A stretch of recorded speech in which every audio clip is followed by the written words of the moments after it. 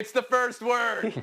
The NBA and the many varying messages we're getting from those around the NBA about the league trying to navigate opening facilities while each state has different levels of lockdown, while also looking into one location venues to pick up the season. There's a Vegas idea, there's a Disney World idea. Also, some unnamed executives, there may be no way to finish this past season, and next season should start in December. Meanwhile, LeBron James, you better believe we're going to finish this past season. Around the horn to you, Jackie MacMullan. What are you hearing, and what do you think the priority should be? Finishing last season or starting a new, fresh season? Well, the one thing I've heard consistently, Tony, from people around the league office is this. They, of course, very much want to finish this year, but their top priority is to make sure they don't come off as an elitist group of NBA athletes that get preferential treatment over regular citizens. That's very important to them. They've figured out that they need thousands and thousands of tests if they're going to go forward with this loosely based plan they have to continue this year. I've been told that, yes, of course they want to have this year and they want to have a champion this year. That's important to Adam Silver. But at some point, you don't want to bleed it into next season, because then you've affected 2 seasons. And that's one thing I think that the NBA will not do.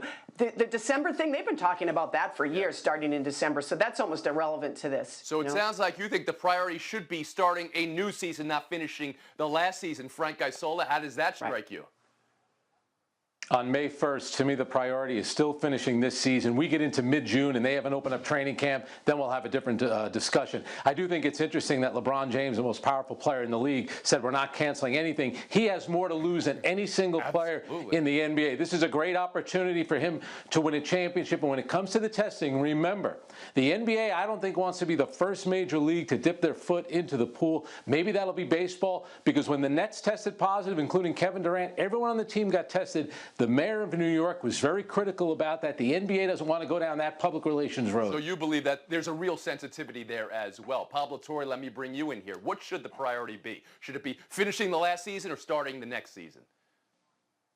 Unlike LeBron, I'm sure the Warriors, for instance, would love to just fast forward to next season. But for me, give me the postseason, man. Give me the playoffs if we can get it. And look, I love SimCitying a biodome as much as anybody. But the word in 9,000 point font is, in fact, testing. And testing, they need 15,000 of these, allegedly.